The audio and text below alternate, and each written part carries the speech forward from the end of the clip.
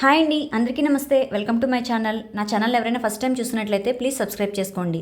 ఇప్పుడైతే నేను ఒక మంచి పాటతో ఈ వీడియోని అయితే స్టార్ట్ చేస్తాను. ఈ సాంగ్ ఏ సినిమాలోదో నాకైతే కామెంట్ చేయండి. ప్రేమలే నేరమా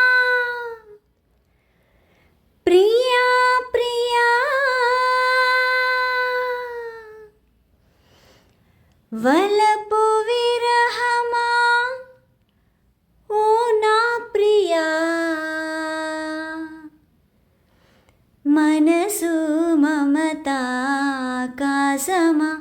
ఒక తారై మెరిసిన నీవెక్కడో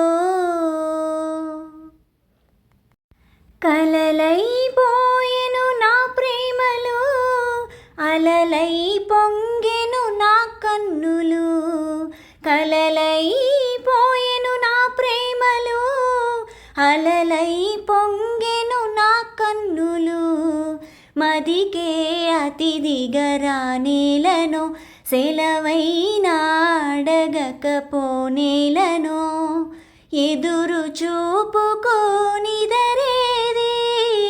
ఊగెను సురే కన్నీరై మనసు అడిగిన మనిషెక్కడోనా పిలుపే అందని దూరాలలో. చూసారు కదండి, క్యాబేజ్ని ఎలా అయితే కట్ చేసేసుకుని అందులో సరిపడా వాటర్ వేసుకుని అలాగే క్యాబేజీ ముక్కకి సరిపడా సాల్ట్ కూడా ఇప్పుడే వేసేసుకుంటున్నాను నేను, ఇంకా కర్రీలో వేయనవసరం లేకుండా. అలాగే ఒక చిటికెడు పసుపు కూడా వేసేసి దీన్ని ఇప్పుడైతే బాయిల్ చేసుకోవాలన్నమాట. క్యాబేజీ పీసెస్ని సన్నగా పొడవుగా కట్ చేసుకోండి. ఇందాక నేను చూపించాను కదా మీకు దగ్గరగా, అలా కట్ చేసుకుంటే బాగుంటుంది అనమాట. ఇప్పుడైతే మరగడం స్టార్ట్ అయింది. వాటర్ మరిగిన తర్వాత ఒక 5 మినిట్స్ అలా ఉంచితే ముక్క అనేది కొంచెం లైట్ కలర్లోకి వస్తుంది అనమాట. అలా లైట్ కలర్ వచ్చేంత వరకు ఉంచుకొని, చూసారా కొంచెం లైట్ అయింది. ఇప్పుడైతే తీసేసుకోవచ్చు వాటర్లోంచి. ఇప్పుడైతే వెంటనే తీసేసుకోండి. ఇప్పుడు వాటర్ అంతా డ్రైన్ చేసేసుకుని ఒక బౌల్లో ఇదంతా పెట్టేసుకోండి. చూసారు కదా, ఒక బౌల్లో అయితే పెట్టేసుకుంటున్నాను నేను. అలాగే ఇందాక నేను పాడిన సాంగ్ ఏ సినిమాలోదో నాకు కంపల్సరీగా కామెంట్ చేయండి. నా వీడియోని అయితే లైక్ చేసి షేర్ చేయండి. ఇప్పుడైతే కళాయి పెట్టుకుని కళాయి హీట్ అయిన తర్వాత అందులో సరిపడా ఆయిల్ అయితే వేసేసుకున్నాను. ఇప్పుడు ఇందులో పోపు దినుసులు, దానికోసం నేను ఆవాలు, జీలకర్ర, అలాగే కరివేపాకు, ఒక మీడియం సైజ్ ఆనియన్ని సన్నగా పొడవుగా కట్ చేసుకోవాలన్నమాట. ఇందాక క్యాబేజ్ ఎలా కట్ చేసుకున్నామో అలానే కట్ చేసుకుని అది కూడా వేసేసుకోండి. వేసి ఓన్లీ ఆనియన్స్కి సరిపడా సాల్ట్ మాత్రం వేసుకోండి. ఎందుకంటే ఇందాక ఆల్రెడీ క్యాబేజ్కి సరిపడా సాల్ట్ కూడా అందులో వేసేసుకున్నాం కదా, కాబట్టి దీనికి సరిపడా సాల్ట్ వేసుకుని ఇవి కొంచెం మగ్గిన తర్వాత ఇందాక మనం డ్రైన్ చేసి పెట్టుకున్న క్యాబేజీ పీసెస్ అన్నిటిని ఇందులో వేసేసుకోండి. ఈ ఫ్రై అయితే మీరు ఒక్కసారి ఇలా ట్రై చేసి చూడండి, తప్పకుండా మళ్ళీ మళ్ళీ చేయమని అడుగుతారు మీ ఇంట్లో వాళ్ళందరూ, అంత బాగుంటుందన్నమాట. ఇప్పుడైతే బాగా మిక్స్ చేసేసుకోండి కింద నుంచి మొత్తం పైన అంతా కలిసేలాగా.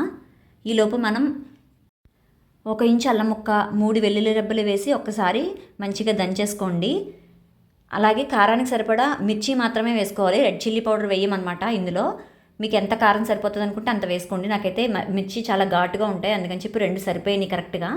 ఇప్పుడైతే ఇంత ముక్క కరెక్ట్గా 1 ఇంచు ముక్క వరకు కొబ్బరి ముక్క తీసుకోండి, దాన్ని కూడా సన్నగా తరుక్కోండి. ఇది కూడా పక్కన పెట్టేసుకున్నాం. ఇప్పుడు ఇదైతే ఫ్రై అవుతుంది కదా, ఇప్పుడు ఒకసారి దీన్ని బాగా మిక్స్ చేసేసుకోండి. బాగా ఫ్రై అవ్వాలన్నమాట, దగ్గర ఉండి కలుపుతూ ఫ్రై చేసుకోవాలి. ఇప్పుడు ఇందులో నేను ఇందాక దంచి పెట్టుకున్న అల్లం, వెల్లుల్లి, అలాగే పచ్చిమిర్చి పేస్ట్ ఉంది కదా, కచ్చపచ్చగా దంచుకున్నది, అది కూడా వేసేసుకుని ఒకసారి అయితే బాగా కలిపేసుకుంటున్నాను.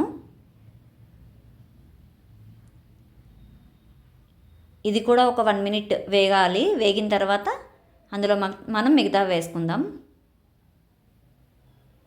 చూసారా, ఇప్పుడైతే నేను కొంచెం జీలకర్ర పొడి కూడా వేసుకుంటున్నాను.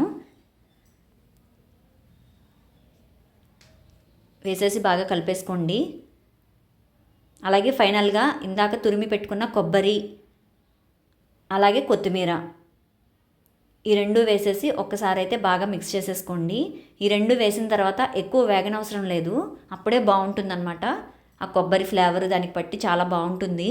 ఒక్కసారి అయితే ఇలా ట్రై చేసి చూడండి, మీరు మళ్ళీ మళ్ళీ ఇదే కావాలని అడుగుతారు. ఇదైతే రెడీ అయిపోయిందండి. దీన్నంతా ఒక బౌల్లోకి తీసి పెట్టేసుకుంటున్నాను. కారం వేయలేదు కాబట్టి రెడ్గా రాదు, కలర్ అయితే ఇలానే ఉంటుంది. ఇప్పుడు దీన్ని కొత్తిమీరతో గార్నిష్ చేసేసుకుని ఒక్కసారి మీరు రైస్లో కలుపుకుని చూడండి, చాలా చాలా బాగుంటుంది. Thanks for watching. నా ఛానల్ని ఎవరైనా సబ్స్క్రైబ్ చేసుకోకపోతే ఇప్పుడైనా సరే సబ్స్క్రైబ్ చేసుకోండి ప్లీజ్.